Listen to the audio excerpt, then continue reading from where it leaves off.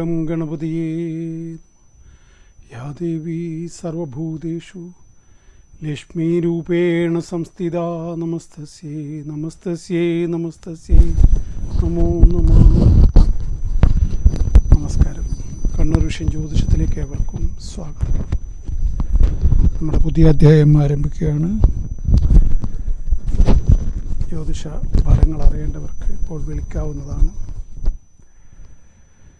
ഒരു പ്രത്യേകമായിട്ടുള്ള പറയുന്നത്, ഈ ഇവിടെ കാണുന്ന നമ്പറിലല്ല വിളിക്കേണ്ടത് എന്നുള്ള കാര്യം പ്രത്യേകം ഓർമ്മിക്കുക. പലതവണ പറഞ്ഞു. അത് എന്നെ വ്യക്തിപരമായിട്ട് ബന്ധപ്പെടാൻ വേണ്ടി കൊടുക്കുന്നതാണ്. ജ്യോതിഷം നേരിട്ട് ജ്യോതിഷ ഫലങ്ങൾ അറിയേണ്ടവർക്കും അതേപോലെ ഓൺലൈനിൽ വാട്സാപ്പ് വഴി ഫലം അറിയേണ്ടവർക്കും ആ നമ്പർ ഉപയോഗിക്കാം. വിളിക്കാൻ മുകളിൽ കൂടി പോകുന്ന സ്ക്രോള് ശ്രദ്ധിക്കുക. ആ നമ്പറിലാണ് വിളിക്കേണ്ടത്. കാര്യം പലതവണ പറഞ്ഞു, പക്ഷേ എത്ര പറഞ്ഞാലും അതിൽ തന്നെ വിളിച്ചുകൊണ്ടേയിരിക്കും. എന്നിട്ട് കിട്ടുന്നില്ല എന്ന് പരാതിയും പറയും. അതുകൊണ്ടാണ് ഞാനിങ്ങനെ പറഞ്ഞുകൊണ്ടേയിരിക്കുന്നത്. ഏതായാലും നമ്മൾ ദേവി മഹാത്മ്യം 11-ാം അധ്യായത്തെക്കുറിച്ചാണ് പറയുന്നത്. ദേവിയെക്കുറിച്ചുള്ള ഈ വർത്തമാനം തുടങ്ങിയിട്ട് കുറച്ച് കാലമായി. കർക്കിടക മാസമാണ്. സ്വാഭാവികമായിട്ടും മഴ നമ്മുടെ എല്ലാവരുടെയും ജീവിതത്തിൻ്റെ താളം തന്നെ തെറ്റിച്ച് ഒരു വഴിക്കാക്കിയിരിക്കുകയാണ്. പലർക്കും ഗ്രാമീണ മേഖലയിലൊക്കെ ജോലിയില്ലാതെയൊക്കെ വളരെ ബുദ്ധിമുട്ട് അനുഭവിക്കുന്നൊരു കാലഘട്ടം. അതുകൊണ്ടാണ് പണ്ട് മുതലേ പറയുന്ന കള്ളക്കർക്കിടകം എന്നുള്ളത്. അതിപ്പോഴും പ്രസക്തിയുണ്ട്. കാരണം കർക്കിടകം ദുരിതങ്ങളുടെ കാലഘട്ടമാണ്. അത് സംശയമില്ലാത്ത കാര്യമാണ്. ഒരു കോൾ ഉണ്ട്, ശേഷം ഇതിലേക്ക് വരാം. Hello hello hello hello hello hello.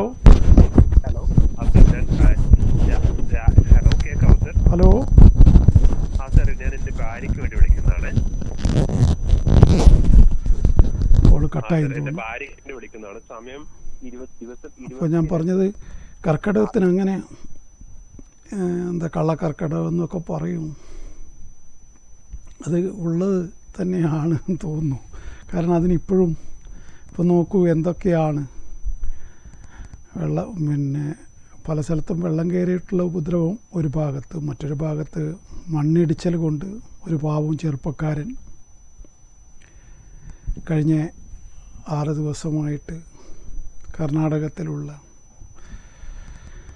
ഞാനൊക്കെ എത്രയോ സഞ്ചരിക്കുന്ന റൂട്ടാണത്, ആ റൂട്ടിലങ്ങനെ പെട്ടുകിടക്കുകയാണ്. അയാൾ ജീവിച്ചിരിപ്പുണ്ടോ മരിച്ചോ ഒന്നും അറിയില്ല ആർക്കും. ഏതായാലും ഒന്നും സംഭവിക്കാതിരിക്കട്ടെ എന്ന് പ്രാർത്ഥിക്കാനല്ലേ നമുക്ക് പറ്റുള്ളൂ. അവിടെയാണ് കേരളത്തിൻ്റെയൊക്കെ മഹത്വം ഇപ്പോൾ എല്ലാവർക്കും മനസ്സിലാവുന്നത്. ഒരു ഉത്തരവാദിത്വവും കാണിക്കാത്ത ഭരണകൂടങ്ങൾ, അവരവിടെ ഇത്രയും ദിവസമായിട്ടും. നമ്മുടെ നാട്ടിലാണെങ്കിൽ എന്തായിരിക്കും അവസ്ഥ? 2 ദിവസം കൊണ്ട് അവനെ പുറത്തെടുത്തിട്ടുണ്ടാവും, ഉറപ്പാണ്. ഒരു കോൾ ഉണ്ട്. Hello hello. എന്തോ ശബ്ദമില്ലല്ലോ, ഒച്ചത്തെ പറയൂ. എന്തോ ശബ്ദത്തിന് പ്രശ്നമുണ്ട്. ഇപ്പൊ ചെറിയ രൂപത്തിൽ കേൾക്കാം. 22/4/1994. 22/4/1994.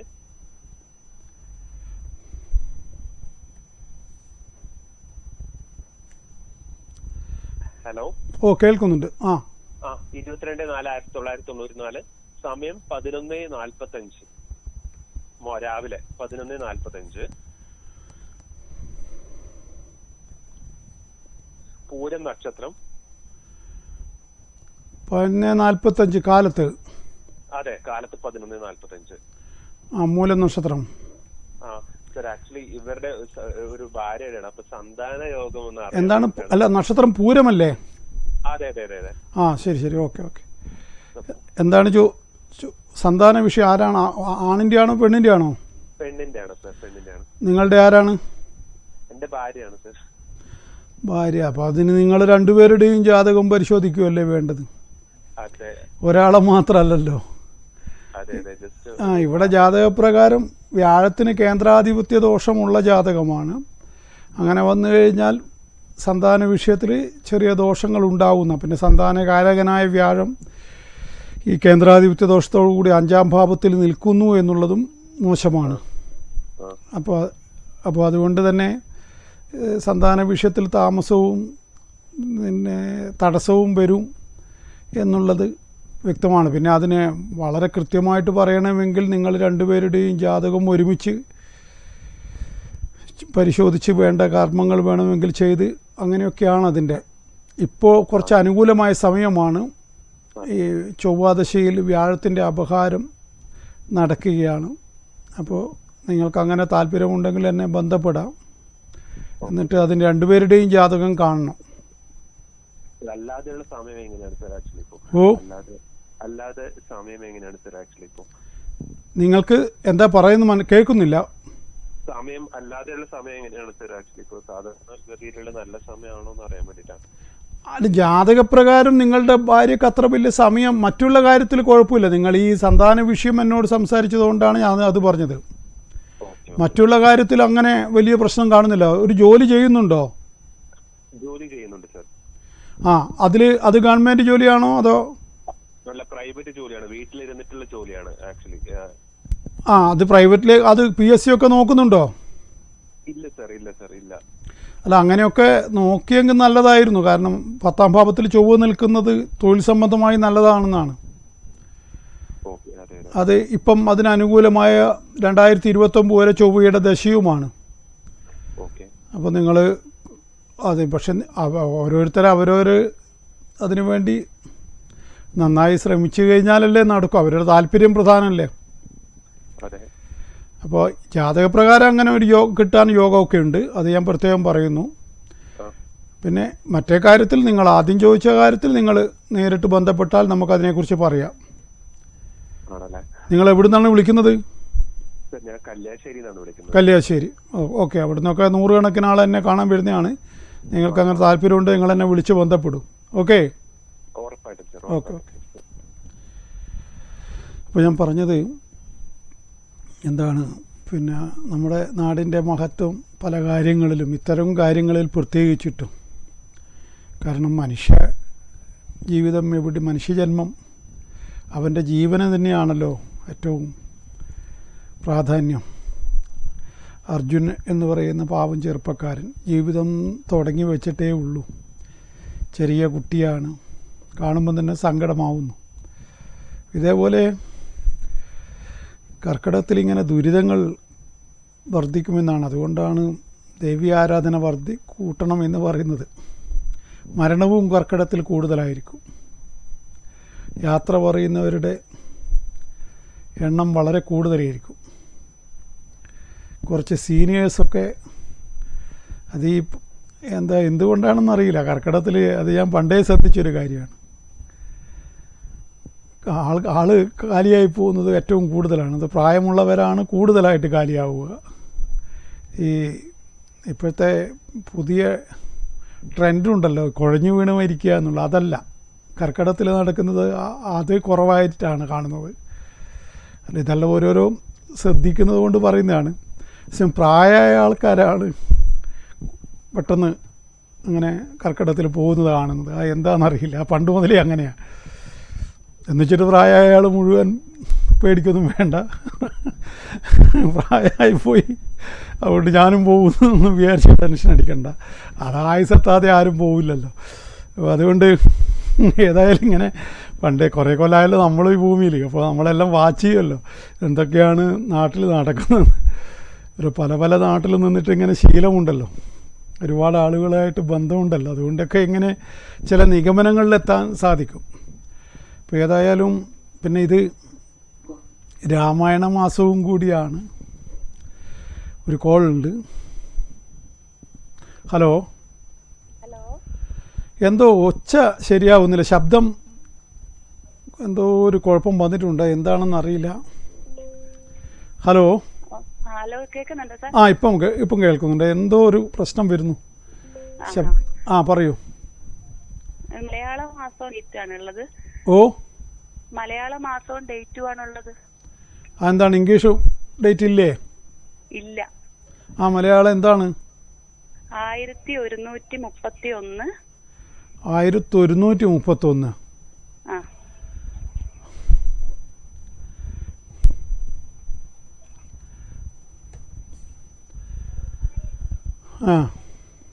മേടം 29.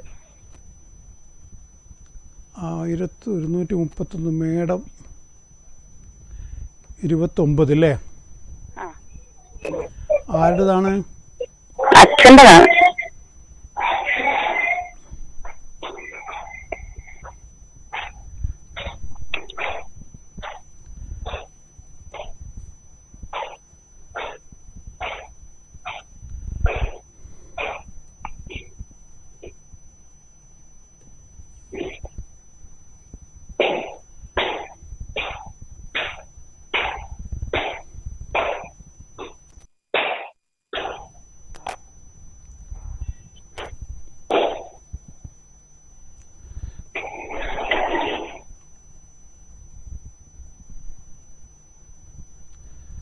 സമയം അറിയാവോ?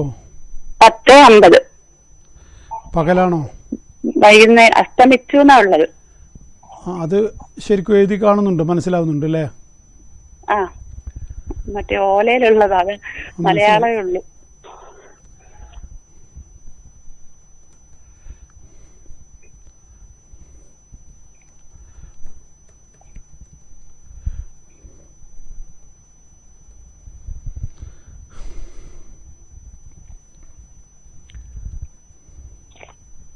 രോഹിണി നക്ഷത്രം. കണ്ടകശനിയുള്ള കാലമാണ്. എന്തെങ്കിലും അസുഖങ്ങൾ അച്ഛനെ പിടിച്ചിട്ടുണ്ടോ? അസുഖങ്ങൾ അങ്ങനെ വലിയ കാര്യം, നോർമലി ഈ ഒരു ഏജിലുള്ളതൊക്കെ ഉള്ളൂ. നോർമൽ പ്രായത്തിന്റെ ചെറിയ ചെറിയ ഇത് മാത്രമേ ഉള്ളൂ, വലിയ കാര്യമായിട്ടൊന്നും ഇതുവരെ. ഇത് മുന്നേ ഒക്കെ ഉണ്ടായിരുന്നു, ഈ അടുത്തില്ല. അല്ല, മുന്നേന്ന് പറഞ്ഞാല് 2 കൊല്ലം കൊണ്ട് വല്ലതും വന്നോന്നാ ഞാൻ ചോദിച്ചത്. 2 കൊല്ലത്തിനുള്ളിൽ വന്നിട്ടില്ല, അതിന് മുൻപ് ഉണ്ടായിരുന്നു. ശരി. ചെയ്തിരുന്നു. എങ്ങനെ? അതിന് മുന്നേ സർജറി ഒക്കെ ചെയ്തിരുന്നു. കുറച്ചൊരു മേജർ സർജറി. ബൈപ്പാസിന്റെ? അല്ല, ബൈപ്പാസിന്റെ ഇല്ല, അതൊരു വയറ്റിൽ ഇങ്ങനെ ഹെർണിയ പോലെയൊക്കെ ആയിട്ട്. ശരി ശരി. അല്ല, എന്തിൻ്റെ അകത്തുനിന്ന് രക്ഷപ്പെട്ടു വരുന്ന ആളാണ്. ആയുസ്സും നല്ലവണ്ണം ഉള്ള വ്യക്തിയാണ്. കുഴപ്പമൊന്നും ഇവിടെ ഇത് അല്ല. ഇപ്പോഴുള്ള സമയദോഷം 5-6 മാസം കൂടിയുണ്ട്. അപ്പൊ ഒത്തിരി പ്രശ്നങ്ങളുണ്ട് ഫിനാൻഷ്യലി ആണെങ്കിലും. വണ്ടിയൊക്കെ അത് ഇവിടെ കണ്ടകശനിയിൽ സ്വാഭാവികമായിട്ടും ഉണ്ടാകുന്നൊരു സംഭവ വികാസമല്ലേ. മാത്രമല്ല ശനി ഇപ്പം തീർന്നിട്ടേ ഉള്ളൂ. ഇപ്പം ബുധൻ്റെ സ്വാപഹാരമാണ് നടക്കുന്നത്. അപ്പോൾ 26 1-ാം മാസം വരെ 1 വർഷവും കൂടി ഉണ്ടാവും. സ്വാപഹാരം ഒരു ഗ്രഹത്തിൻ്റെയും സ്വാപഹാരം ശരിയല്ല, ഗുണം ചെയ്യില്ല എന്നാണ്. അത് 1 കൊല്ലം കഴിഞ്ഞാൽ മാറ്റം വരും. വണ്ടിയുടെ ഇടപാടാണോ? എന്താണ് നിങ്ങൾ പറഞ്ഞത്? അല്ല, വണ്ടിക്കൊക്കെ ഒരു നല്ലപോലെ ഒരു ഇടിയൊക്കെ ഇടിച്ചു. വണ്ടിക്കൊക്കെ വണ്ടി കൊണ്ടുപോയി നല്ലപോലെ ഇടിച്ചു ആകെ. പിന്നെ അതുപോലെ ഫിനാൻഷ്യലി കുറച്ച് പൈസയൊക്കെ ഒരു സ്ഥലത്ത് ഇട്ടിട്ട് അത് കിട്ടാതെയൊക്കെ ആയിപ്പോയി. കുറച്ച് വലിയൊരു എമൗണ്ട് ഒക്കെയാണ്. ഞാൻ പറഞ്ഞല്ലോ, 12-ാം ഭാവത്തിൽ നിൽക്കുന്ന ശനിയാണ് ഇത്രയും കാലം അച്ഛന് ഉണ്ടായിരുന്നത്. അത് 23-ലാണത് തീർന്നത്. അതിനുശേഷം അതോടുകൂടിയാണ് ആ ശനി പോകുന്ന പോക്കിൽ ആകെ തകർത്ത് കളയുമെന്നാണ് എല്ലാ അർത്ഥത്തിലും. ആ സമയത്ത് തന്നെയാണ് ശനിയുടെ 1-2 കൊല്ലം മുമ്പേ ആ സമയത്താണ് ഈ പറഞ്ഞ ഓപ്പറേഷൻ നടന്നതും അതുപോലെ സാമ്പത്തികമായിട്ടുള്ള തകർച്ച തുടങ്ങിയതും ഈ ചതിയിൽ അല്ലെങ്കിൽ മറ്റുള്ളവരാൽ ചതിക്കപ്പെട്ട് ധനം പോയതൊക്കെ ആ സമയത്താണ്.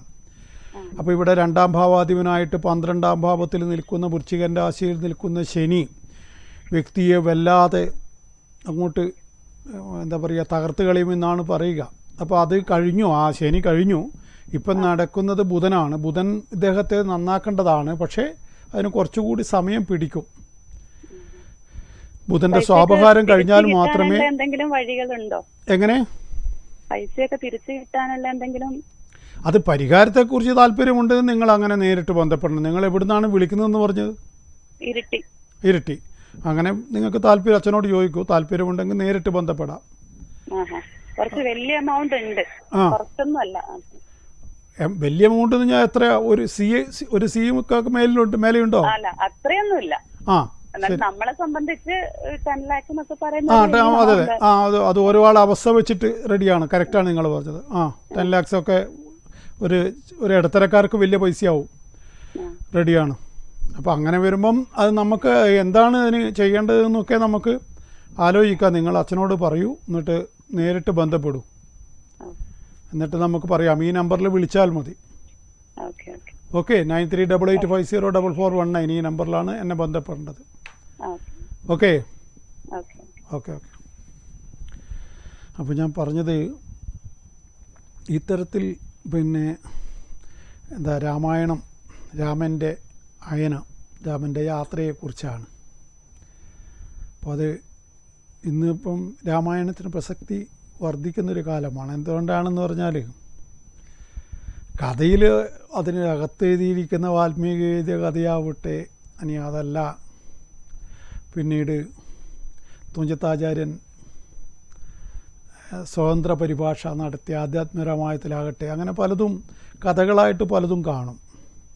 പക്ഷേ ഇതിൻ്റെ പിന്നെ എന്താ രാമായണത്തിന് ഇൻ്റർപ്രിട്ടേഷൻ അഥവാ വ്യാഖ്യാനങ്ങൾ, സ്വതന്ത്ര വ്യാഖ്യാനങ്ങളും പിന്നെ പദാനുപദ തർജ്ജമകളും ഒക്കെ അതിന് ധാരാളം ഉണ്ടായിട്ടുണ്ട്. എന്താ തുളസീദാസിൻ്റെ രാമായണം മുതൽ കമ്പരുടെ രാമായണം, അങ്ങനെ വന്നിട്ട് മാപ്പിള രാമായണം വരെ ഇങ്ങനെ ഉണ്ട് പ്രചാരത്തിൽ. പണ്ട് മുതലേ ഉള്ളതാണ് ഇതൊക്കെ, ഞാനൊക്കെ പണ്ടേ കേട്ടിട്ടുണ്ട്. അപ്പോൾ അങ്ങനെ രാമായണത്തിന് പലതരത്തിലുള്ള പിന്നെ അതിൽ പല കഥകളും ഉപകഥകളും ഒക്കെ ഉണ്ട്. പക്ഷെ നമ്മൾ അതിലുള്ള ഈ ബന്ധത്തിൻ്റെ പ്രസക്തിയാണ് നമ്മൾ ശ്രദ്ധിക്കേണ്ട പോയിൻ്റ്. കാരണം ബന്ധങ്ങളുടെ തീവ്രതയൊക്കെ എന്നേ നഷ്ടപ്പെട്ടു പോയി. ഒരു തരത്തിലുള്ള പിന്നെ അതായത് ഏട്ടനും അനിയനും തമ്മിലുള്ള ബന്ധം, അച്ഛനും മകനും തമ്മിലുള്ള ബന്ധം, അതേസമയം അതിൻ്റെ അകത്തുള്ള ഭാര്യയോട് കൈകാര്യം ചെയ്ത് അത് അത്ര ശരിയായ രൂപത്തിലും ആയില്ല. അത് ഉള്ളതിലേറെ കുഴപ്പമായി പോയി. ഗർഭിണിയായ ഒരു സ്ത്രീയെ കൊണ്ട് കാട്ടിൽ തള്ളുക എന്ന് പറഞ്ഞാൽ പിന്നെ അതിനെ ഒരു തരത്തിലും രാമനല്ല ആരായാലും അംഗീകരിക്കാനൊന്നും പറ്റില്ല. അപ്പോൾ അങ്ങനെ അതിൽ തന്നെ നെഗറ്റീവും പോസിറ്റീവും ഉണ്ട്. അതിൻ്റെ അകത്തുള്ള പോസിറ്റീവ് നമ്മൾക്ക് എടുക്കാം.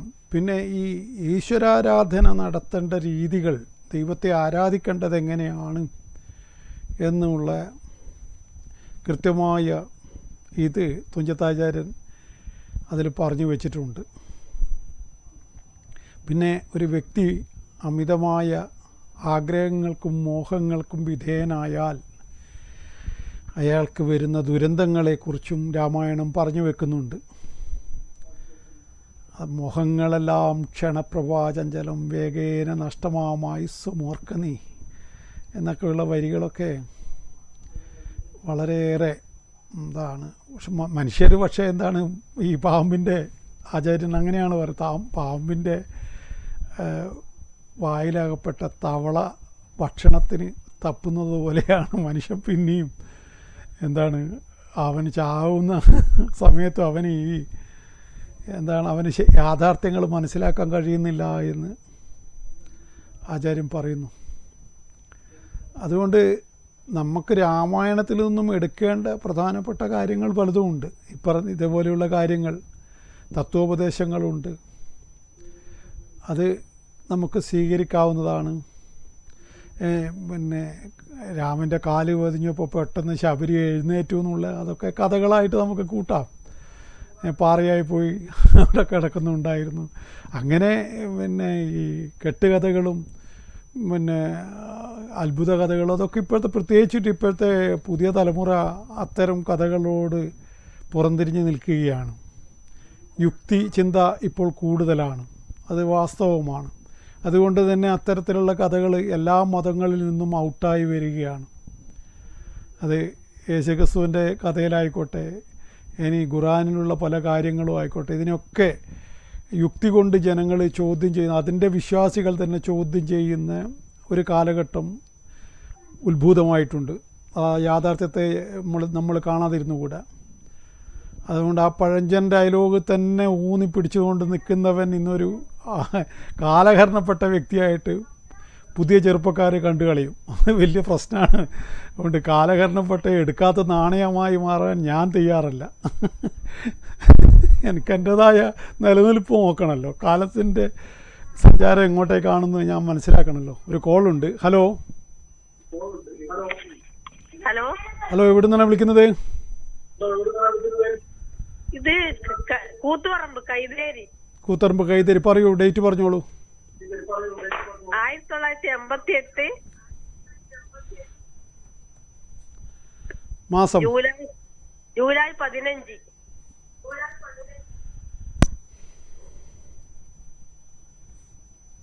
സമയം പറയൂ. ഹലോ ഹലോ, സമയം പറയൂ. സമയം കൃത്യമായിട്ട് ഓർമ്മിക്കുന്നില്ല, അതാണ്. തിരുവാതിര നക്ഷത്രമാണ്. അങ്ങനെയൊന്നും പറഞ്ഞാൽ ഇവിടെ പരിപാടിയിൽ പങ്കെടുക്കാനാവില്ല. കൃത്യമായ സമയം വേണം. നിങ്ങൾ ഈ പറഞ്ഞ ഡേറ്റ് പ്രകാരം ആയില്യമാണ്. നിങ്ങൾ ഈ പറഞ്ഞ ഡേറ്റ് പ്രകാരം ആയില്യമാണ്. ജൂലൈ 15. അതെ, 1988 ജൂലൈ 15 ആയില്യമാണ് ഇവിടെ. അപ്പോൾ നിങ്ങൾ ശരിയായ ഡേറ്റും ടൈമും വെച്ച് വിളിക്കൂ. ഓക്കെ. അപ്പോൾ ഞാൻ പറഞ്ഞത്, ഇപ്പോൾ രാമൻ്റെ ഇത് നമ്മൾ, പിന്നെ മറ്റൊന്ന് പിന്നെ സാക്ഷാൽ ചുള്ളിക്കാട് പറഞ്ഞതാണ്. ഞാനത് കർക്കിടത്തിൽ മാത്രമല്ല വായിക്കുക, അത് കാലാകാലം വായിക്കുമെന്ന് പറഞ്ഞു. എത്ര തവണ ഞാൻ രാമായണം വായിച്ചു എന്ന് എനിക്ക് തന്നെ അറിയില്ല എന്ന് ചുള്ളിക്കാടിൻ്റെ പ്രസ്താവനയുണ്ട്. ചുള്ളിക്കാട്, അപ്പോൾ അതിൻ്റെ അർത്ഥം എന്താണെന്ന് പറഞ്ഞാൽ, വാക്കുകളെ കൊണ്ട് അമ്മാനമാടാനുള്ള കഴിവ് രാമായണ പാരായണം കൊണ്ട് നമുക്ക് കിട്ടുന്നു. ആയിരക്കണക്കിന് വാക്കുകൾ. അതിൽ പിന്നെ മറ്റൊരു അതിൻ്റെ ഇത് പിന്നെ ഗായത്രി മന്ത്രം അതിൽ അടുക്കി വച്ചിട്ടുണ്ട് എന്നുള്ളതാണ് വേറൊരു പ്രത്യേകത. അപ്പോൾ രാമായണം വായിക്കുമ്പോൾ ഗായത്രി മന്ത്രം ജപിച്ചതിൻ്റെ ഗുണവും കൂടി അത് ഭക്തിപൂർവ്വം ജപിക്കുന്നവന് കിട്ടുന്നു. അത് സുന്ദരകാന്ഡത്തിൽ അതിൻ്റെ ആധിക്യം കൂടുതലാണ്. അതുകൊണ്ടാണ് അഭീഷ്ടസിദ്ധിക്കായി സുന്ദരകാന്ഡം പാരായണം ചെയ്യണമെന്ന് പറയുന്നത്. അതുകൊണ്ടാണ് രാമായണത്തിലുള്ള എന്താണ് ആദിത്യഹൃദയ മന്ത്രം, അത് ഏറ്റവും പ്രധാനപ്പെട്ടൊരു മന്ത്രമായിട്ട്, പ്രത്യേകിച്ച് സൂര്യദശാകാലത്ത്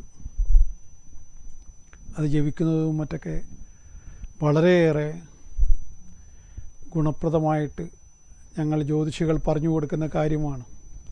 പ്രത്യേകിച്ചും സൂര്യൻ നീചത്തിൽ തുലാം രാശിയിലൊക്കെ നിൽക്കുന്നവർക്കും അനിഷ്ടഭാവത്തിൽ നിൽക്കുന്നവർക്കും അത് വളരെയേറെ ഗുണപ്രദമായ ഒരു മന്ത്രമാണ്. ഒക്കെ വിശ്വാസത്തിൻ്റെ തലത്തിലുള്ള കാര്യമാണ്, വിശ്വാസികളോടാണ് പറയുന്നത്. അവർ അത് അത്തരം വിശ്വാസത്തോടു കൂടി ആ മന്ത്രം ജപിച്ചു കഴിഞ്ഞാൽ പല ദോഷങ്ങളും മാറുന്നതായിട്ട് കാണാം. ഒപ്പം സൂര്യൻ അതും നല്ല കാര്യമാണ്. ഒരു കോൾ ഉണ്ട്. ഹലോ നമസ്കാരം. ഹലോ നമസ്കാരം സാർ. നമസ്കാരം. ഹലോ, പറഞ്ഞോളൂ. ഡേറ്റ് പറഞ്ഞ് നമസ്കാരം പറഞ്ഞോളൂ. 5/2/93.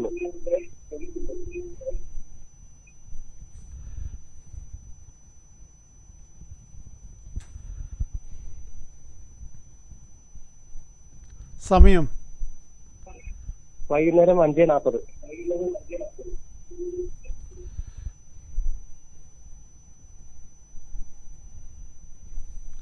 പുണർദ നക്ഷത്രം. അതെ അതെ. എന്താണ് അറിയേണ്ട വിഷയം? അത് മകളുടെ ഭർത്താവാണ്. ആ നമ്മുടെ ഒരു ഫ്യൂച്ചറിനെ പറ്റിയാണ്. ഇപ്പോ US ഹയർ സ്റ്റഡി നടത്തുവാണ്. എവിടെ? US ആ ഹയർ സ്റ്റഡി നടത്തുവാണ്. ആ ശരി. അപ്പൊ അടുത്ത് ഒരു വർഷം കൂടി ഉണ്ട്. ഈ വർഷം കഴിയും. അപ്പൊ അതിനുശേഷമുള്ള ജോലി കാര്യം ഒരു ഫ്യൂച്ചറിനെ പറ്റി ഒന്ന് ഒരു ഇലകൾ നടത്താനായിരുന്നു. ഇവിടെ ഇപ്പം ഒരു വർഷം കഴിഞ്ഞാൽ അയാൾക്ക് വ്യാഴത്തിൻ്റെ അപഹാരമാണ്. 9ാം ഭാവത്തിൽ നിൽക്കുന്ന വ്യാഴം ഇയാളെ കൂടുതൽ ഉയരങ്ങളിലേക്ക് എത്തിക്കേണ്ടതാണ്. ഈ ഇപ്പം നടക്കുന്ന രാഹുവിൻ്റെ അപഹാരമാണ്, അത്ര നല്ല സമയമല്ല. പക്ഷേ രാഹു കഴിഞ്ഞിട്ട് വരുന്ന വ്യാഴത്തിൻ്റെ അപഹാരം ഇയാൾക്ക് കുറേയും കൂടി ഗുണകരമായി മാറും. ആ സമയത്ത് ഇയാൾക്ക് ജോലിയിലും മറ്റൊക്കെ ഉയർച്ച ഉണ്ടാവും. 25 7ാം മാസത്തിന് ശേഷമാണ്. ഇപ്പൊ ബുധദശയല്ലേ? ഓ, ബുധന്റെ ദശയല്ലേ ഇപ്പോഴ്? ബുധൻ്റെ ദശയിൽ രാഹുവിൻ്റെ അപഹാരം നടക്കുന്നു. ശരി ശരി. അപ്പോൾ അത് ആ രാഹുവിൻ്റെ അപഹാരം ഒരു വർഷം കൂടിയുണ്ട്. അത് കഴിഞ്ഞാൽ ഉയർച്ച ഉണ്ടാവുമെന്നാണ് ഞാൻ പറഞ്ഞത്. അത് ഭാഗ്യാധിപനാണ് വ്യാഴം. ആ ഭാഗ്യാധിപനായ വ്യാഴം ഇയാളെ ഉയരത്തിലേക്ക് എത്തിക്കും. ഓക്കെ. ജീവിതം നല്ലൊരു ലൈഫ് ഉണ്ടാവല്ലോ, ഫാമിലി ലൈഫ്. അല്ല, അതൊക്കെ രണ്ടുപേരുടെയും ജാതകമൊക്കെ നോക്കിയിട്ടല്ലേ പറയാൻ പറ്റും. ഈ ജാതകപ്രകാരം മീഡിയത്തിലായിരിക്കും. എങ്കിലും അത് അങ്ങനെ മുമ്പോട്ട് പോകും. 7ാം ഭാവത്തിൽ ഭാവാധിപനുണ്ടല്ലോ. 7ാം ഭാവത്തിൽ സൂര്യൻ നിൽക്കുന്നതാണ് ദാമ്പത്യത്തിൽ വിട്ടു നിൽക്കാനും അല്ലെങ്കിൽ അപ്പുറം ഇപ്പുറവും അലോസരങ്ങൾ ഉണ്ടാവാനും ഒക്കെ സാധ്യതയുണ്ടാക്കുന്നത്. 7ാം ഭാവത്തിലെ സൂര്യൻ്റെ നിൽപ്പ് അത്ര നല്ലതല്ല. അതിൻ്റെ ദോഷം കൊണ്ട് വേണ്ടത്ര ഇഴയടുപ്പം ബന്ധങ്ങളിൽ ഉണ്ടാവണമെന്നില്ല. അല്ലെങ്കിൽ തന്നെ ഇപ്പം ബന്ധങ്ങളിൽ ഇഴയടുപ്പം വളരെ ചെറിയൊരു പേഴ്സൻറ്റേജിന് മാത്രമല്ലേ ഉള്ളൂ. അത് കാലത്തിൻ്റെ മാറ്റമല്ലേ. പുതിയ തലമുറ അങ്ങനെ ഒരു ഭയങ്കര നമ്മളെ കാലഘട്ടത്തും പോലെ അല്ലല്ലോ ഇപ്പോഴുള്ള പുതിയ യങ്സ്റ്റേഴ്സിൻ്റെ കൺസെപ്റ്റ് അല്ലേ, കാഴ്ചപ്പാട് മാറിയല്ലോ. അത് അത് ലോകത്തിന് പൊതുവായിട്ട് വരുന്ന ഒരു പരിവർത്തനം തന്നെയാണ്. സ്പേസിൽ സ്ഥലം അന്വേഷിക്കുന്ന കാലത്താണല്ലോ നമ്മൾ ജീവിക്കുന്നത്. അപ്പോൾ എങ്ങനെയാണ് അങ്ങോട്ടേക്ക് ചൊവ്വയിലേക്കും ചന്ദ്രനിലൊക്കെ പോയിട്ട് ഒരു 10 സെൻറ്റ് മേടിച്ചിട്ട് അവിടെ ഒരു വീടെടുക്കാവൂ എന്നുള്ള ചിന്തിക്കുന്ന ഒരു കാലഘട്ടത്തിൽ അതൊക്കെ സ്വാഭാവികമാണ്. ലോകം മാറിക്കൊണ്ടിരിക്കുകയാണ്, നമുക്കൊന്നും ചെയ്യാൻ പറ്റില്ല. ഞാൻ പറയുന്നത് മനസ്സിലാവുന്നുണ്ടോ? അല്ല, അതിപ്പോൾ അങ്ങനെ അങ്ങ് പോവും. പിന്നെ ജീനിൻ്റെ ഒരു ഇതുണ്ടല്ലോ, നമ്മളെ കണ്ണൂർ ജീനല്ലേ. അതുകൊണ്ട് കണ്ണൂർ ജീന് പൊതുവേ വിവാഹ സംബന്ധമായിട്ട് അങ്ങനെ പൊളിക്കാൻ താല്പര്യമില്ലാത്തവരാണ് കണ്ണൂർ കോഴിക്കോടുള്ള പെൺകുട്ടികളും ചെറുപ്പക്കാരും. തെക്കോട്ടാണ് ആ പ്രവണത കൂടുതൽ കാണുന്നത്. ഡൈവേഴ്സിൻ്റെ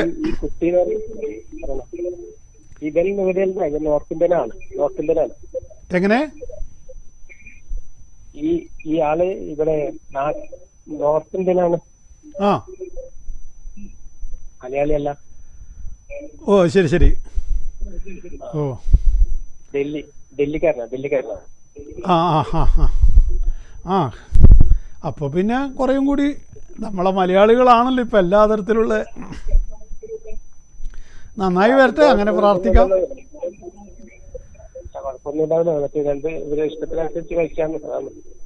അതെ അതെ, അത് മനസ്സിലായി. അപ്പോൾ പിന്നെ അത് നന്നായി വരട്ടെ. അതൊന്നും ആ പ്രണയമൊന്നും നഷ്ടപ്പെടാതിരിക്കട്ടെ. ഓക്കെ.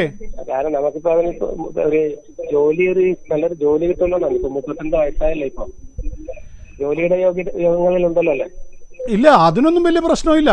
അതൊന്നും ഞാൻ പറഞ്ഞല്ലോ, എന്തെങ്കിലും ഉണ്ടെങ്കിൽ തന്നെ വ്യാഴത്തിൻ്റെ അപഹാരം വരുന്നതോടുകൂടി കൂടുതൽ ഉയർന്നു പോയിക്കോളും. Okay okay okay. അപ്പം ഞാൻ പറഞ്ഞത് ഈ ദേവിയെക്കുറിച്ചാണ് നമ്മൾ പറയുന്നത്.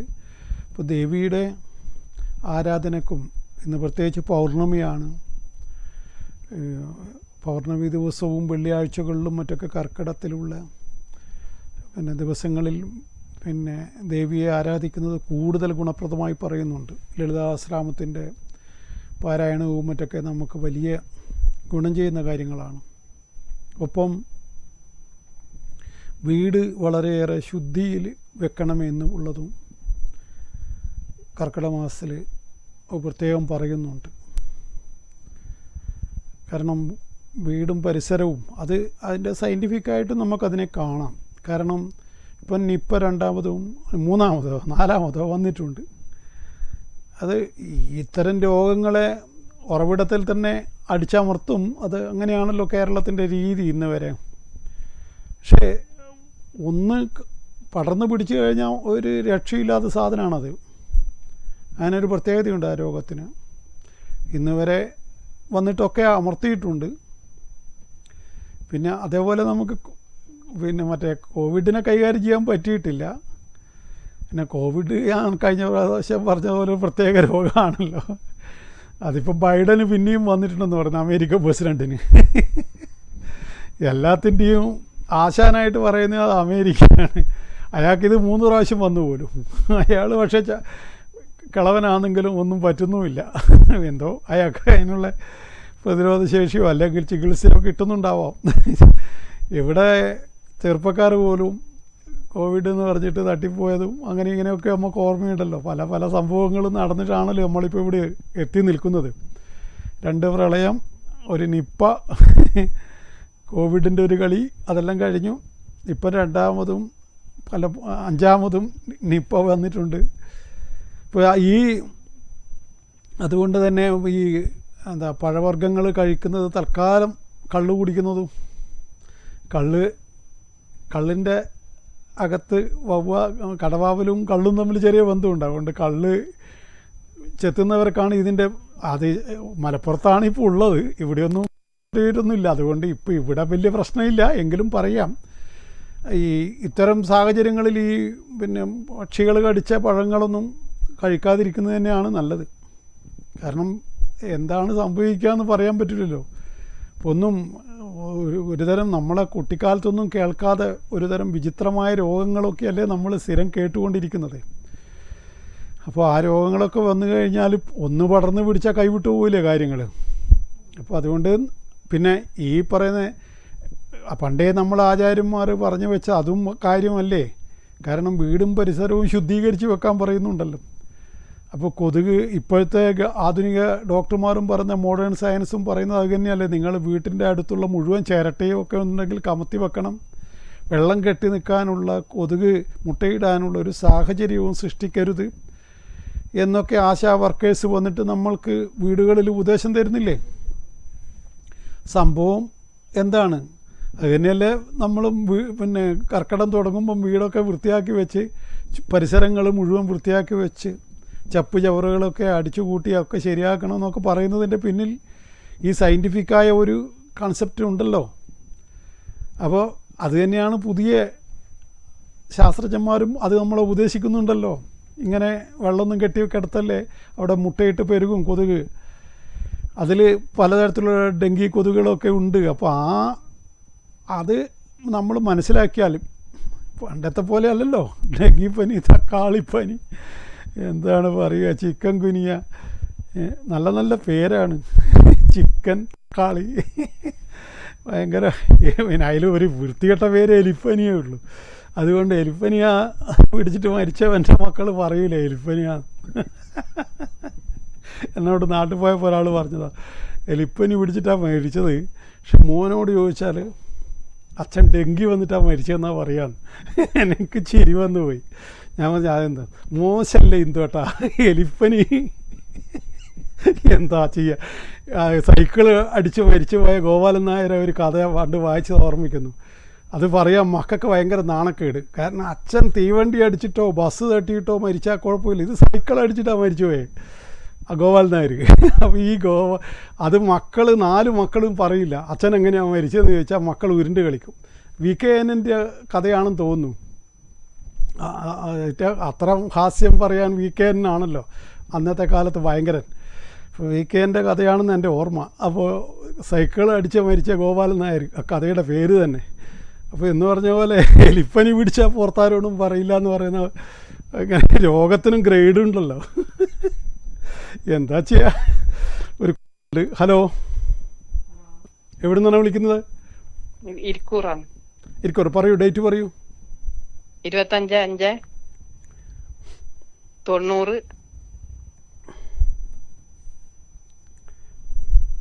6:21 AM.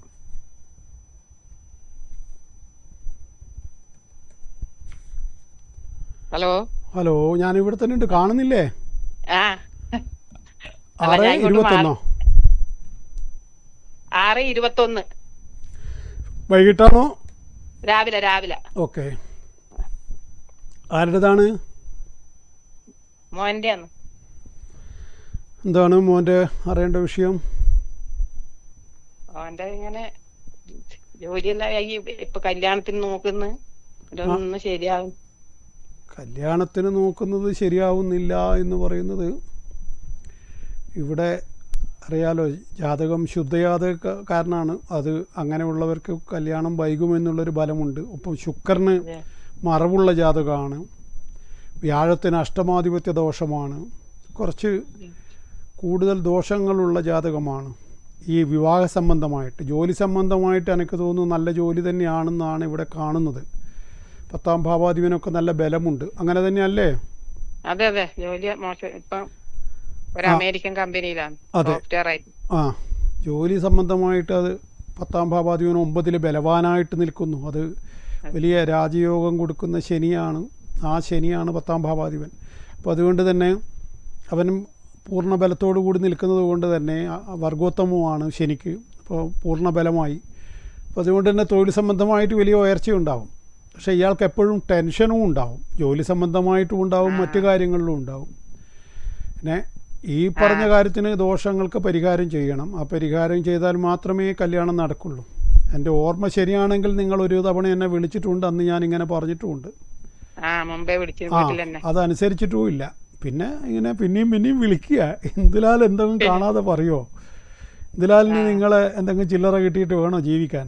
നിങ്ങൾക്ക് അങ്ങനെ തോന്നുന്നുണ്ടോ? ഞാൻ അങ്ങനെ പറഞ്ഞെങ്കിൽ അതെന്തോ കാര്യമായി കണ്ടിട്ടുണ്ട്. അത് നിങ്ങൾക്ക് അന്ന് മനസ്സിലാക്കിയിട്ട് നിങ്ങൾ ചെയ്തെങ്കിൽ നിങ്ങളെ മോനിപ്പം ഒരു കുട്ടിയായിട്ട് സമയമായി. നിങ്ങൾ പറയുന്നത് കേൾക്കൂലല്ലോ. അനുസരണം വേണം. കുറച്ച് ലേശം ദേവി അനുഗ്രഹിച്ച മനുഷ്യൻ പറയുമ്പോൾ അവനെ അനുസരിക്കണം. അത് അവൻ്റെ സ്വാർത്ഥ താല്പര്യമാണെന്ന് ചിന്തിച്ചാൽ പിന്നെ ഞാൻ എന്ത് പറയാനാണ്? ഞാൻ എന്തെങ്കിലും കാണാതെ പറയുമോ? നിങ്ങൾ 2 കൊല്ലം മുമ്പേ വിളിച്ചപ്പോൾ ഞാനിത്, എൻ്റെ ഓർമ്മ അത്ര ഭയങ്കര ഓർമ്മയുണ്ട് എനിക്ക്. അതുകൊണ്ട് ദേവിയെ ആരാധിക്കുന്നവർക്ക് ഓർമ്മയൊക്കെ കൂടുതലായിരിക്കും. ഇരിക്കൂർന്ന് വിളിച്ച സ്ത്രീയെ കുറിച്ച് എനിക്ക് ഓർമ്മയുണ്ട്. പക്ഷെ അന്നേ ഞാൻ പറഞ്ഞിരുന്നു പരിഹാരം ചെയ്യണമെന്ന്. നിങ്ങളത് ഇതിലെ കേട്ടു, ഇതിലെ വിട്ടു. ഇപ്പോൾ എന്താ ചെയ്യുക? 2 കൊല്ലം കഴിഞ്ഞ് ഇനിയിപ്പോൾ നിങ്ങളെ മോനിങ്ങനെ നിന്ന് മൂത്തു പോവും. ഇപ്പോൾ 34 വയസ്സായി, നല്ല നിലവാരത്തിലുള്ള ചെക്കനാണ്. എന്നിട്ടോ എന്താണ് കഥ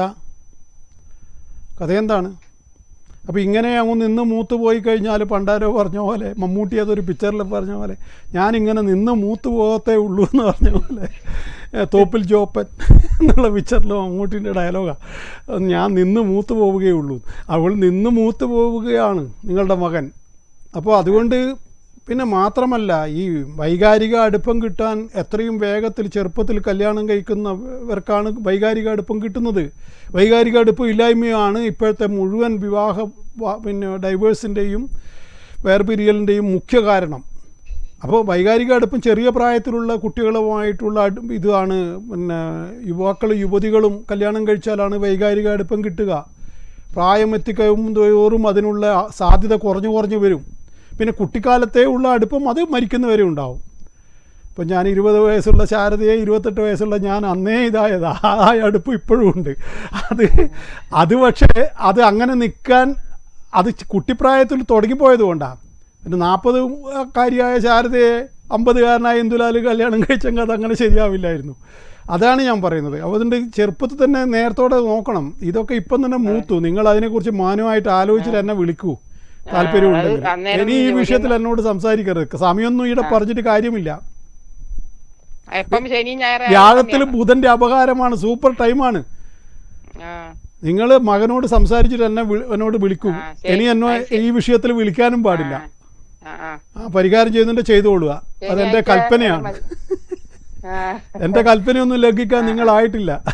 ആ ആ മാമാൻ തമ്മയോട് പോയി ചോദിച്ചു നോക്കൂ, ഇന്ദുലാലിൻ്റെ കൽപ്പന എങ്ങനെ, ഇന്ദുലാൽ കൽപ്പിക്കുന്ന ആളാണോ എന്ന് ചോദിച്ചു നോക്കൂ. അന്നേരം അമ്മ പറയും, അതേ മോളെ കൽപ്പിക്കുന്ന ആളാണ് അവൻ, അവൻ കൽപ്പിച്ചൊക്കെ പിന്നെ പോയിട്ട് ചെയ്തേക്കൂന്ന് പറയും. ഇരിക്കൂറിനടുത്താന്നല്ലോ മാമാൻ തമ്മ ഉള്ളത്. അതെ അതെ പോയി നടയിൽ ചോദിച്ചു നോക്കൂ, നിങ്ങളെ മനസ്സിൽ എന്താ തോന്നിപ്പിക്കുന്നതെന്ന് അന്നേരം നിങ്ങൾക്ക് കാണിച്ചു തരും, എന്നെ കാണണോ കാണണ്ടയോ എന്നുള്ള കാര്യം. ഓക്കെ, ഞാൻ കൂടുതലൊന്നും പറയുന്നില്ല. ശരി. ഓ ശരി ശരി. അപ്പോൾ ഞാൻ പറഞ്ഞത് പിന്നെ നമ്മൾ ദേവീനെക്കുറിച്ച് പറയണമല്ലോ പോയത്. ശരണാഗത ദീനാർത്ഥ പരിത്രാണപരായണേ സർവസ്യാർത്ഥി ഹരേ ദേവി നാരായണി നമസ്തുതേ. എന്താണ് ശരണം പ്രാപിക്കുന്ന ആർത്തരെയും ദീനരെയും എല്ലാം ഭയന്നിട്ട് ദേവിയെ ആരാധിക്കുന്നവർ, എന്താ ഭയപ്പെട്ടു പോയിട്ട് അമ്മയെന്ന് വിളിക്കുന്നവരുണ്ടാവാം. ദീനം, അതായത് രോഗം വന്നിട്ട് ദേവിയെ ശരണം പ്രാപിക്കുന്നവരുണ്ടാവാം. അത് മൂകാംബികയിൽ നടയിൽ എപ്പോഴും ചൊല്ലുന്ന മന്ത്രമാണിത്. ഈ അവിടെയുള്ള പിന്നെ അടികമാർ അവരിങ്ങനെ പ്രത്യേക താളത്തിലാണ്. ശരണാഗത ദീനാർത്ഥ പരിത്രാണപരായണേ സർവസ്യാർത്ഥി ഹരേ ദേവി നാരായണി നമോസ്തുതേ. ഇത് ഏറ്റവും പ്രധാനപ്പെട്ട 7 മന്ത്രങ്ങളിൽ ഒന്നാണ്. ഒന്ന് സർവമംഗളമംഗല്യ കഴിഞ്ഞതിൻ്റെ മുമ്പിലത്തെ ആഴ്ച ഞാൻ പറഞ്ഞു. അപ്പോൾ ഇതും അതേപോലെ അത്യധികം ദേവിയുടെ ആരാധനയിൽ പ്രാധാന്യം കൽപ്പിച്ചു പോരുന്ന മന്ത്രമാണ്. ആ മന്ത്രത്തിൻ്റെ ഈ ഞാൻ പറഞ്ഞിട്ടുണ്ടല്ലോ 7 മന്ത്രങ്ങളുടെ ആവർത്തിച്ചിട്ടുള്ള ജപം ദേവീ മഹാത്മ്യം പൂർണ്ണമായിട്ട് ജപിക്കുന്നതിന് തുല്യമായിട്ട് പോലും പറയപ്പെടുന്നു. അപ്പോൾ ഈ ദിവസവും അത് ജപിക്കാൻ ശ്രദ്ധിക്കണം. ഞാനൊക്കെ വർഷങ്ങളായിട്ട് ഈ 7 മന്ത്രങ്ങൾ ജപിക്കുന്ന ആളാണ്. അതുകൊണ്ടാണ് എങ്ങനെ പറഞ്ഞാലും ആർക്കും വലിയ വിരോധമൊന്നും തോന്നില്ല എന്ന് പറയുന്നത്. അതുകൊണ്ടാണ് ഈ മന്ത്രങ്ങളൊക്കെ ജപിക്കുമ്പം നമ്മളിനി അങ്ങനെ എന്ത് പറഞ്ഞാലും അവർക്ക് ചിരിയേ വരുള്ളൂ. അങ്ങനെയൊരു ഇതുണ്ട്. ഈ ദേവി ആരാധനയ്ക്ക് അങ്ങനെ ഒരു പ്രത്യേകതയുണ്ട്, വാക്ശുദ്ധി എന്ന് പറയുന്നത്. കാരണം ദേവിയുടെ 3 പ്രധാന ഭാവങ്ങളിൽ ഒന്ന് സരസ്വതി, ലക്ഷ്മി, കാളി. അപ്പോൾ ഈ സരസ്വതിയുടെ ഐം എന്നുള്ള ബീജമന്ത്രം അതൊക്കെ നമ്മൾ ഈ മന്ത്രങ്ങളിൽ എങ്ങനെയായാലും അതൊക്കെ പെടും. ഒരുപാട് തവണ ഈ ഐം എന്നുള്ള അക്ഷരം മാത്രം പൊട്ടം പോലും കവിത എഴുതുമെന്നാണ്. അത് അത്രമാത്രം ഐം ബീജത്തിനെക്കുറിച്ച് അങ്ങനെ പറയുന്നുണ്ട്, അത്ര പ്രാധാന്യത്തോട് പറയുന്നുണ്ട്. സരസ്വതിയുടെ ബീജമാണത്, ബീജമന്ത്രം. ബീജമന്ത്രം കൂട്ടി ജപിച്ചാൽ മാത്രമേ ഏതൊരു മന്ത്രവും മഹാമന്ത്രങ്ങളൊക്കെ അതിൻ്റെ പൂർണ്ണമായുള്ള ശക്തി ആ ബീജമന്ത്രത്തിലായിരിക്കും കുടികൊള്ളുന്നത്. അതില്ലാതെ ജപിക്കുമ്പോൾ മന്ത്രം അപൂർണമാണ്. അപ്പം ഇങ്ങനെ ഈ ദേവീ മഹാത്മ്യത്തിലുള്ള ഈ മന്ത്രം അല്ലെങ്കിൽ മൊത്തത്തിൽ ദേവീ മഹാത്മ്യം തന്നെ, അല്ലെങ്കിൽ ലളിതാസഹസ്രനാമം ഇതൊക്കെ ജപിക്കുന്നവർക്ക് വാക്ശുദ്ധി എന്ന് പറയുന്നൊരു കാര്യം കിട്ടും. പിന്നെ കാളിയും കൂടി ഉള്ളത് കൊണ്ട് പ്രകോപനത്തിന് വന്നാൽ വാക്ക് പിഴക്കും, അത് മറ്റൊരു കാര്യം. അത് ഇതിൻ്റെ ഭാഗമാണ്. ഉള്ളിലുള്ള കാളി സരസ്വതി ആണ്, ഇഷ്ടം സരസ്വതിയാണ്. പിന്നെ പ്രകോപിപ്പിക്കാൻ വന്നാൽ ഉടനെ കാളി പുറത്ത് ചാടും. അതിനൊന്നും ചെയ്യാൻ പറ്റില്ല. കാളി അട്ടഹസിക്കുകയല്ലേ ചെയ്യുക. അതും ഭക്തൻ്റെ പിന്നെ അത് അവൻ്റെ കുറ്റമല്ല. അത് ദേവീ ഭക്തന്മാർ അങ്ങനെ തന്നെയാണ്. അത് പിന്നെ ഈ ഇവൻ ഇരുന്ന പോലെ ഇരിക്കില്ല. ആര് നമ്മളെ എന്താണ് അവൻ്റെ പേര്, അലിയോ, ആ പയ്യൻ രമേശ് നാരായണൻ അവമാനിച്ചപ്പോൾ അവൻ പാവം ഒന്നും പ്രതികരിച്ചില്ല. പക്ഷെ അത് ഏറ്റവും നന്നായി. അവൻ ഒരു പുഞ്ചിരി കൊണ്ട് നേരിട്ട്, എന്നെ കൊണ്ടൊന്നും പറ്റില്ല. അത് അവമാനിച്ചാൽ അത് അന്നേരം ആവുന്ന പോലെ പ്രതികരിക്കും. അങ്ങനെ അത് പിന്നെ പ്രത്യേകിച്ച് ഈ കാളിയുടെ ഉപാസനയും കൂടി ഉള്ളത് കൊണ്ടാണ് അത് അടക്കി നിർത്താൻ കാളി സമ്മതിക്കില്ലെന്നാണ്. പിന്നെ ഇപ്പോഴത്തെ ഇത് പറയുന്നത് സൈക്കോളജിയും പറയുന്നത് ഇങ്ങനെ അടക്കി വെക്കുന്നവൻ ഹൃദ്രോഗം വന്ന് ചത്തുപോകുന്നതാണ്. ഹൃദയത്തിന് പിന്നെ തീരെ ശക്തി ഉണ്ടാവില്ല പോലും. നമുക്കെല്ലാം ഹൃദ്രോഗം വന്നാലും ചെറിയ മട്ടിലായിട്ട് അതങ്ങോട്ട് അവസാനിച്ചോളും. മറ്റേത് ചത്തുപോകുന്നാണ് പറയുന്നത്. ഹൃദയത്തിന് തീരെ ഇങ്ങനെ കേടാണ് പ്രതികരിക്കാതിരിക്കുന്നതെന്നും പറയുന്നുണ്ട്. ഓരോന്നിങ്ങനെ അമർത്തിയിട്ടേ ഒരു ദിവസം ആണ്. അതാണ് നമ്മൾ ഞാനും ഇതിൻ്റെ വലിയ മഹാനായ പിന്നെ ബിഷഗ്വരനൊന്നല്ല, എങ്കിലും ഡോക്ടർമാരോടൊക്കെ സംസാരിച്ചിട്ടേ ഹൃദയത്തിന് ഏതൊക്കെയാണ് കേട് വരുത്തുന്ന സംഗതി, ഏറ്റവും കേട് വരുത്തുന്നത് പുകയാണ്, പിന്നെ രണ്ടാമത് മദ്യമാണ്, അങ്ങനെ ഒരുപാട് കാര്യങ്ങളുണ്ടല്ലോ. അപ്പോൾ അതിൽ ഇതും കൂടി പെടുമെന്നാണ് പറയുന്നത്. നമ്മൾ ഈ ഹൃദയവേദന അനുഭവിക്കേണ്ടി വരിക, ഒരുപാട് ടെൻഷൻ അനുഭവിക്കേണ്ടി വരിക. ടെൻഷൻ വർദ്ധിക്കുന്നത് ഹൃദയത്തിന് ഏറ്റവും വലിയ പണിമുടക്കാനുള്ള സാധ്യത കൂടുന്നു എന്നാണ്. ഇപ്പോൾ ഈ ചെറുപ്പക്കാർ കുഴഞ്ഞു വീണ് മരിക്കുക എന്ന് പറയുന്നതിൻ്റെ പിന്നിലും ഈ ഒരു ഘടകമുണ്ടെന്ന് മനസ്സിലാക്കണം.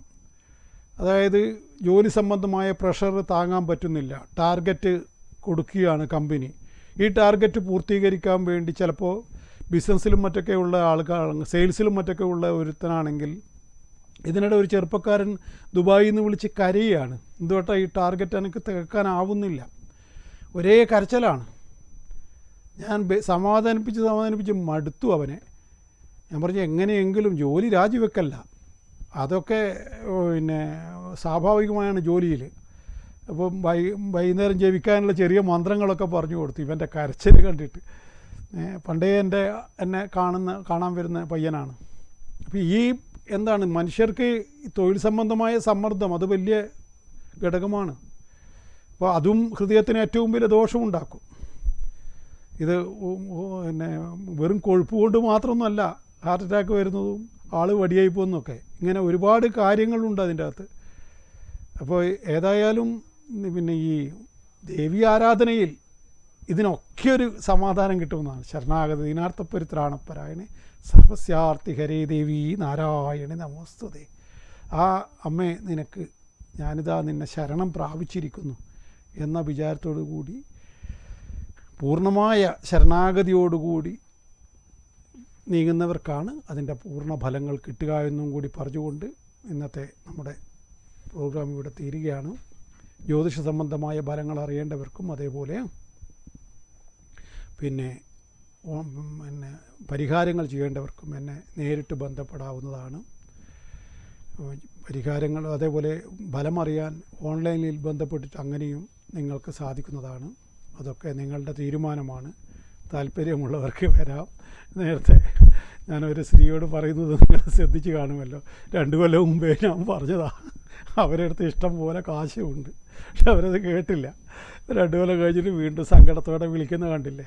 അതുകൊണ്ട് പരിഹാരങ്ങളൊക്കെ പറയുന്നതൊക്കെ എന്തെങ്കിലും കണ്ടിട്ടായിരിക്കും. അത് ഉൾക്കൊള്ളാനുള്ള കഴിവുള്ളവർ വരിക, അതൊക്കെ ചെയ്യുക. എല്ലാം നെഗറ്റീവായി കണ്ടുപോയാൽ ഒന്നും ചെയ്യാൻ കഴിയില്ല. അതൊക്കെ നിങ്ങളുടെ ഓരോരുത്തരുടെ ഇഷ്ടമാണ്, ഞാൻ പറഞ്ഞത് മാത്രം. ഏതായാലും എന്നെ കാണുകയും കേൾക്കുകയും ചെയ്ത നിങ്ങളെ കർക്കിടമാസത്തിലെ പൗർണമി നാളിൽ ദേവി അനുഗ്രഹിക്കട്ടെ, രക്ഷിക്കട്ടെ എന്ന് പ്രാർത്ഥിച്ചുകൊണ്ട് നന്ദി, നമസ്കാരം.